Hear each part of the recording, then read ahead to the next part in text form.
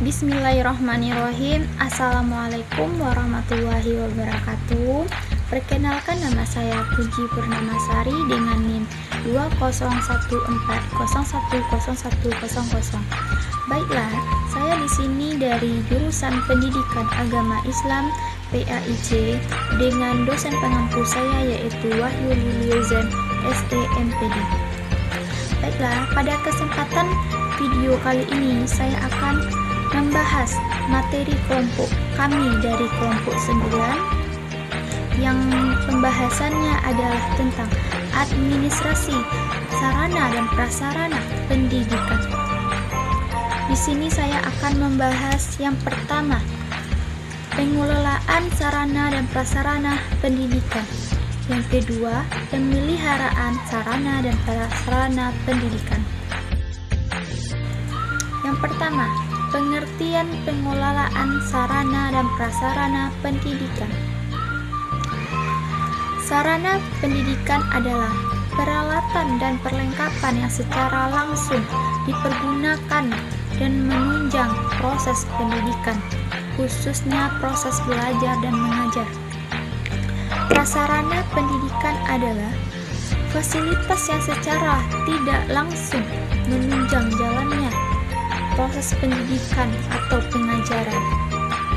Jadi, dapat disimpulkan bahwa pengelolaan sarana dan prasarana pendidikan adalah suatu kemampuan untuk merencanakan, mengadakan, menyimpan, dan memelihara menggunakan sumber daya pendidikan, serta penghapusan yang berupa alat pembelajaran, alat peraga, dan media pendidikan di sekolah untuk mencapai tujuan pendidikan yang telah ditetapkan secara efektif dan efisien. Selanjutnya, tujuan dari pengelolaan sarana dan prasarana pendidikan. Yang pertama, ia bertujuan untuk mengupayakan pengadaan sarana dan prasarana pendidikan melalui sistem perencanaan dan pengadaan yang hati-hati dan seksama. Yang kedua yaitu untuk mengupayakan pemakaian sarana dan prasarana secara tepat dan efisien. Yang ketiga yaitu untuk mengupayakan pemeliharaan sarana dan prasarana sekolah sehingga keberadaannya selalu dalam kondisi siap pakai dalam setiap diperlukan oleh personel sekolah. Yang ketiga yaitu prinsip-prinsip pengelolaan sarana dan prasarana pendidikan. Prinsip-prinsip itu terbagi juga dari beberapa segi, yaitu yang pertama, prinsip pencapaian tujuan, yaitu sarana dan prasarana pendidikan di sekolah harus selalu dalam kondisi siap pakai, apalagi akan digunakan oleh personel sekolah untuk pencapaian tujuan proses pembelajaran di sekolah. Yang kedua yaitu prinsip efisiensi, yaitu pengadaan sarana dan prasarana pendidikan di sekolah harus dilakukan melalui perencanaan yang seksama sehingga dapat menjadikan sarana dan prasarana pendidikan yang baik dengan harga yang murah. Pemakaiannya harus dengan hati-hati sehingga mengurangi pemborosan.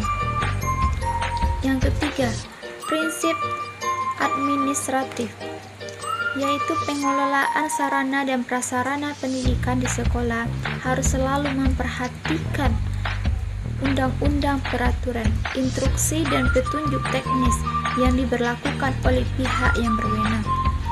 Yang keempat yaitu prinsip kejelasan tanggung jawab, yaitu pengelolaan sarana dan prasarana pendidikan di sekolah harus didelegasikan kepada personel sekolah yang mampu bertanggung jawab. Apabila melibatkan banyak personel sekolah dan manajemennya, diperlukannya dayanya deskripsi tugas dan tanggung jawab yang jelas untuk setiap personel sekolah. Yang kelima yaitu prinsip kehesifan, yaitu pengelolaan sarana dan prasarana pendidikan di sekolah harus direalisasikan dalam bentuk proses kerja sekolah yang sangat kompak. Ini adalah kegiatan pengelolaan sarana dan prasarana pendidikan, yaitu yang pertama, kegiatan pengelolaan sarana dan prasarana pendidikan, yaitu perencanaan sarana dan prasarana pendidikan. Dikdikbud 1996 menyebutkan dalam membuat perencanaan itu hendaknya memiliki sifat-sifat, yang pertama yaitu rencana itu harus jelas, yang kedua rencana itu harus relatif, dan ketiga yaitu rencana itu harus terpadu dan sistematis. Yang kedua yaitu penggunaan sarana dan prasarana pendidikan. Penggunaan sarana dan prasarana pendidikan dalam suatu proses pembelajaran tersebut dapat berlangsung secara tepat guna dan berdaya langsung, sehingga dan efektivitas dan embati malaja secara efisiensi sepercaya efektivitas dan embati malaja patiensi sepercaya. Selanjutnya adalah perencanaan kebutuhan sarana dan prasarana pendidikan. Yang pertama yaitu perencanaan pengadaan bangunan gedung sekolah, yang itu memenuhi kebutuhan dan syarat pedagogis, aman, menuntut syarat kesehatan, menyenangkan, fleksibel, memenuhi syarat keindahan ekonomis, dan dapat memungkinkan untuk memperluas tanpa memakan biaya lagi. Yang kedua yaitu perencanaan pengadaan perabot dan perlengkapan pendidikan. Syarat perabot sekolah yaitu ukuran fisik atau murid agar pemakaiannya fungsional dan efektif. Bentuk dasar yang memenuhi syarat-syarat yang pertama yaitu perencanaan pengadaan perabot dan keadaan bahan baku dan material harus kuat. Yang kedua yaitu konstruksinya harus sedemikian rupa dipilih dan direncanakan dengan teliti dan baik. Pengadaan pengaturan harus sedemikian rupa. Adapun penghapusan sarana dan prasarana pendidikan yaitu penghapusan sarana dan prasarana pendidikan. Dengan adanya penghapusan ini, maka barang dibebaskan dari biaya perbaikan atau pemeliharaan. Selain itu, dengan adanya penghapusan ini akan meringankan beban kerja inventaris dan membebaskan tanggung jawab sekolah terhadap barang-barang tersebut. Dan pembahasan yang kedua yaitu pengertian pemeliharaan sarana dan prasarana pendidikan. Pemeliharaan merupakan perawatan atau penjagaan suatu barang dari kerusakan, sehingga barang tersebut tetap dalam kondisi yang baik dan siap saat digunakan. Sarana dan prasarana pendidikan adalah alat penunjang keberhasilan dari suatu proses pelayanan yang diberikan dalam kegiatan pembelajaran, sehingga dapat mempermudah guru dalam mengajar. Dan pemeliharaan sarana dan prasarana pendidikan adalah kegiatan pengelolaan dan pengaturan semua sarana prasarana agar tetap dalam kondisi yang baik dan siap digunakan ketika dipergunakan. Adapun pengertian pemeliharaan sarana dan prasarana pendidikan menurut beberapa para ahli. Yang pertama yaitu menurut Nurabadi pada tahun 2014, yaitu kegiatan untuk melaksanakan sarana dan prasarana selalu dalam keadaan baik dan siap untuk digunakan secara berdaya guna dan berhasil guna dalam mencapai tujuan pendidikan. Yang kedua yaitu menurut Mulyasah dalam Nasruddin dan Maryadi pada tahun 2018, yaitu menjelaskan bahwa peralatan dan perlengkapan yang secara langsung dipergunakan dan menunjang mengajar seperti gedung, ruang kelas, meja, kursi, dan alat-alat media pengajaran. Dengan demikian, sarana pendidikan akan berperan baik sehingga penggunaan sarana tersebut dilakukan oleh tenaga pendidik yang bersangkutan secara optimal. Dan menurut Pernawi dan Arifin pada tahun 2012, yaitu sarana pendidikan adalah semua perangkat kelengkapan dasar dasar yang secara tidak langsung menunjang pelaksanaan proses pendidikan di sekolah. Oleh karena itu, sarana dan prasarana pendidikan adalah satu kesatuan pendukung terlaksananya proses belajar dan mengajar dengan baik dan optimal. Dan adapun tujuan dan manfaat dari pemeliharaan tersebut, yaitu menurut Muradi tahun 2014 mengungkapkan bahwa ada beberapa tujuan dan manfaat pemeliharaan sarana dan prasarana pendidikan, yaitu satu tujuan pemeliharaan yaitu untuk mengoptimalkan usia pemakaian peralatan. Hal ini sangat penting terutama jika dilihat dari aspek biaya, karena untuk membeli suatu barang atau peralatan akan jauh memakan biaya yang lebih banyak jika dibandingkan dengan perawatan dari barang atau peralatan tersebut. Yang kedua yaitu untuk menjamin persiapan operasional peralatan untuk mendukung kelancaran pekerja sehingga dapat diperoleh hasil yang optimal.